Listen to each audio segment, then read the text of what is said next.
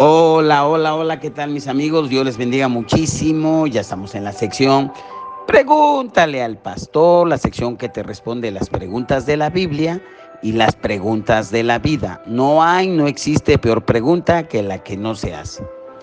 Y vamos inmediatamente a la pregunta del día. Pastor, se supone que un familiar recibió a Jesucristo como su Señor y Salvador, y en su vida no se ven los cambios en sus acciones, comportamiento y palabras. Se supone que debe de haber frutos de su conversión. Por eso le pregunto, ¿por qué no se ven los frutos en algunos cristianos? Mi nombre es Rosaura Guadalupe Cano, de Boca del Río, Veracruz. Muy bien, estimada Rosaura, te doy respuesta a la pregunta que me haces y vamos a considerar la transformación de la vida de un creyente tras recibir a Jesucristo y el papel de los frutos o del fruto como evidencia de su transformación. Y para darte una respuesta lo abordaré en 5 puntos muy breves de la siguiente manera. El primer punto, tras la naturaleza de la conversión. La conversión es, en su esencia, un encuentro transformador con Jesucristo que se manifiesta en la fe y en el arrepentimiento. Esa experiencia espiritual va a marcar el inicio del cambio cristiano en la persona, pero es solamente el principio o el punto de partida. Es decir, la persona tiene su encuentro con Jesús y a partir de ahí empieza su vida. Empieza su vida nueva, su vida cristiana. En 2 Corintios 5:17 nos dice: de modo que si alguno está en Cristo, nueva criatura es, las cosas viejas pasaron y aquí todas son hechas nuevas. Este verso subraya la transformación radical que se espera tras la conversión, porque eso ya sucedió en su corazón, en su espíritu de la persona, por obra exclusiva del Espíritu Santo.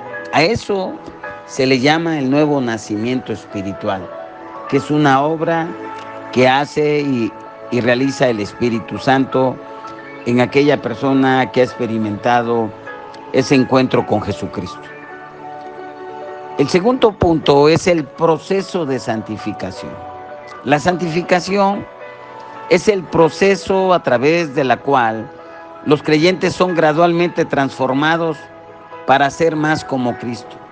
Es importante que entendamos que ese proceso va a variar en duración, va a variar en manifestación entre las personas y va a depender del acercamiento y del trato que el creyente o el hombre o la mujer, el hijo o la hija, sea tratado por la palabra, por la presencia, y debe de estar envuelto en un ambiente netamente de comunidad cristiana, asistiendo a reuniones y a todo lo que tenga que ver en el entorno cristiano.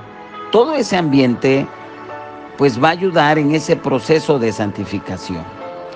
Y el libro de Filipenses capítulo 2, 12 al 13 nos instruye, que nos dice: ocupaos en vuestra salvación con temor y temblor, porque Dios es el que en vosotros obra tanto el querer como el hacer por su buena voluntad.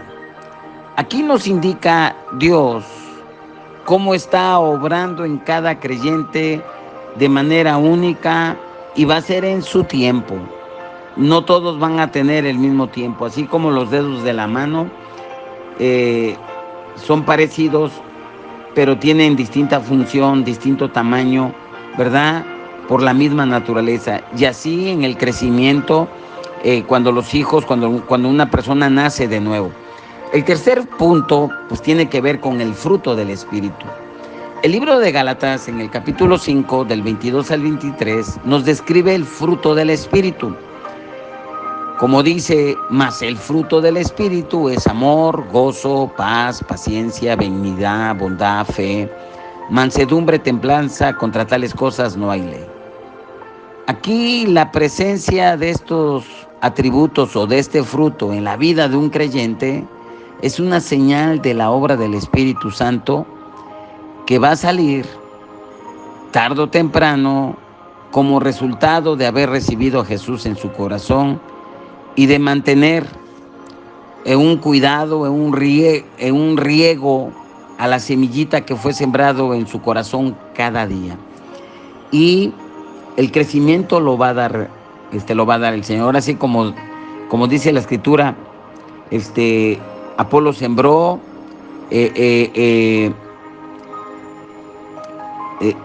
Pedro regó, pero el crecimiento lo da el Señor.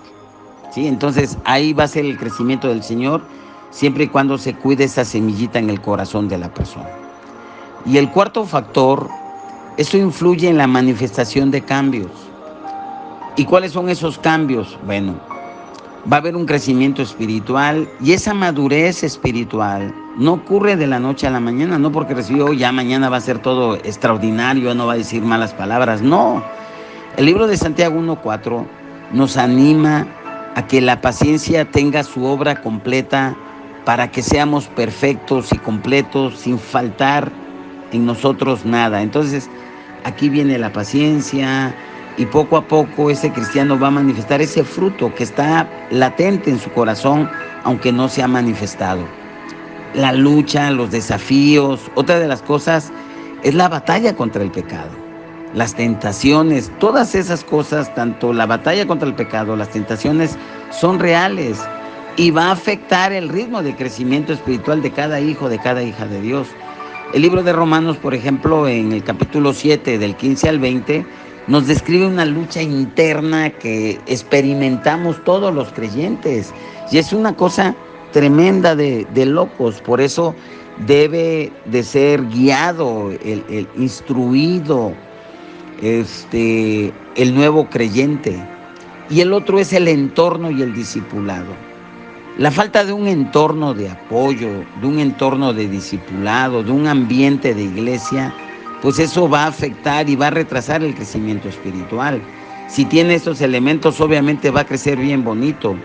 El libro de Hebreos, capítulo 10, versículo 24-25, nos habla sobre la importancia de estimularnos al amor y a las buenas obras. Es muy importante el compañerismo cristiano, es muy importante el ambiente, la comunidad cristiana juega un papel muy importante. Y el último punto, la evaluación y el acompañamiento. Como te decía, el acompañamiento cristiano juega un papel muy importante. Es crucial que la comunidad de fe debe de ser la proveedora de amor, de apoyo, de guía, aquellos en su caminar espiritual. Y antes de juzgar la ausencia de frutos de alguien, es importante considerar 3 cositas: paciencia y gracia. Nosotros debemos demostrar paciencia, debemos demostrar gracia, recordando que cada persona va a crecer a su propio ritmo. No todos van a crecer igual, como los hijos. No todos van a ser iguales, aunque coman la misma comida, aunque tengan el mismo papá, la misma mamá, aunque vivan en la misma casa, van a ser distintos. Y por eso es muy importante el discipulado y la enseñanza.